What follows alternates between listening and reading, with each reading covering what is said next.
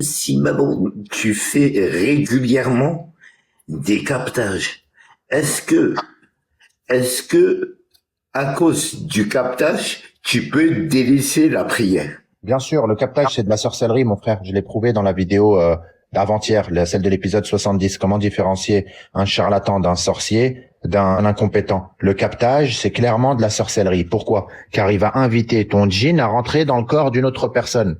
Le captage, la base du captage, c'est quoi? Ils te disent quoi? En fait, je vais t'expliquer comment ils font ces charlatans, malheureusement. Déjà, ils sont très vicieux parce que ils te disent ils récitent du Coran. Certes, et c'est là tout le danger. C'est qu'en fait, il va mélanger le Coran avec une pratique de sorcellerie. Il va te dire que toi, ton djinn, on n'arrive pas trop à lui parler, il est pas trop expressif. Donc, qu'est-ce qu'ils vont faire? Ils vont ramener une personne qu'ils ont soi-disant guérie, j'ai bien dit soi-disant guérie, et ils vont inviter tes djinns à toi de sortir de ton corps pour rentrer sur le corps de la personne qui vient de guérir, là, qui est soi-disant récemment guérie. Ça veut dire que déjà, ils n'ont jamais dit à la personne qui venait de guérir, ils l'ont jamais dit de réciter les ma'wadat. Parce que s'il lui aurait dit de réciter les ma'wadat, plus aucun djinn ne peut rentrer en elle. Eux, ils ont fait exprès que cette personne, ils l'ont gardée comme ça, avec une brèche, pour que ton djinn sorte de ton corps et aille dans le corps de l'autre personne, car l'autre personne est plus expressive. Donc tes djinns, quand ils vont rentrer dans le corps de cette personne-là, ils vont faire du show, ils vont faire du spectacle, ils vont bouger, ils vont crier, ils vont avoir des voix comme ça. Ouais, tu vois, pour faire amuser la galerie. Et en fait, pourquoi c'est de la sorcellerie? Car tout simplement, il va faire rentrer tes djinns dans le corps d'une personne. C'est la définition même de la sorcellerie. La sorcellerie, c'est quoi? C'est la possession. C'est ce qu'on appelle de la possession. Il fait rentrer tes djinns dans le corps d'une autre personne. Et ça, c'est haram. C'est de la sorcellerie.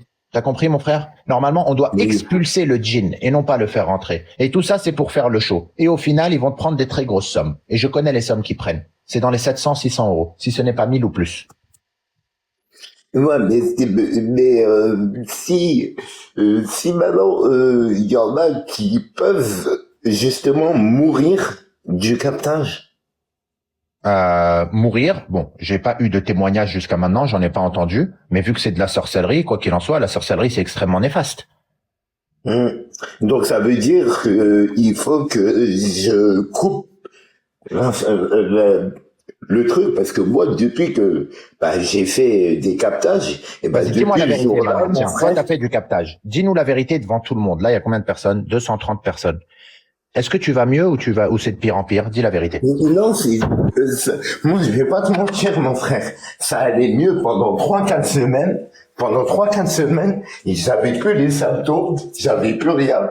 Mais quand c'est revenu, c'est revenu 10 fois plus fort.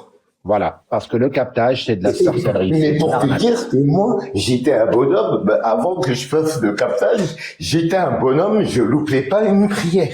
Une prière, je la loupais pas. Et je faisais mes 5 prières à l'heure. Voilà Et les maintenant, dégâts du j'arrive captage. plus à en faire une seule, j'arrive plus à en faire. Voilà C'est un les dégâts du problème. captage. Voilà les dégâts du captage. C'est bien que tu as fait ton témoignage, au moins les gens écoutent. Le captage, c'est de la sorcellerie, c'est confirmé. De toute façon, je l'ai trouvé dans ma vidéo. La ruqya se fait uniquement avec le Coran et on n'invite pas le djinn à rentrer dans le corps d'un autre. On l'expulse. Parce que moi, je te dis, t'as vu, quand je suis allé voir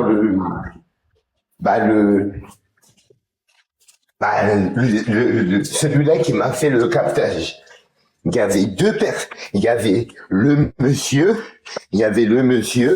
et il y avait une deuxième personne. Comme tu m'as dit, il y avait une deuxième personne. Et dès que la personne, elle a fait du Coran, j'ai vu le gars qui était en face de moi, il bougeait, il avait des symptômes comme s'il était ensorcelé. Exactement, parce qu'ils ont fait sortir ton djinn pour le mettre dans le corps de l'autre personne. Et ensuite, qu'est-ce qui se passe?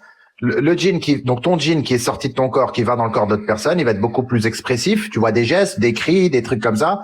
Et ensuite, quand la ruqya est finie, ces djinns-là rentrent dans ton corps à nouveau. C'est de la pure arnaque. Bon, maintenant, mon frère, s'il te plaît, ne fais plus jamais ça. Maintenant que tu sais que le captage. Non, maintenant que tu m'as dit ça, que tu m'as dit ça, frère, je vais arrêter d'aller chez lui.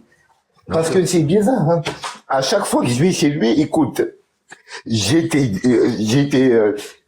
guéri, et à chaque fois que je vais chez lui, c'est 10 fois pire à chaque fois, en fait, il se passe un mois avant que les symptômes, ils reviennent. Oui, mes Donc, chers frères ça et veut sœurs. dire, si j'ai bien compris, ça veut dire que il nettoie pas. Il fait rentrer d'autres gènes en toi. Exactement, exactement. Voilà. Voilà, au moins là, tout le monde aura entendu. Tout le monde Mon aura frère, entendu. Oui. je vais te laisser. Tu peux me faire descendre? Oui, je te fais descendre. Merci, mon frère. Barakallahu fik. Et continue la ruqya avec moi.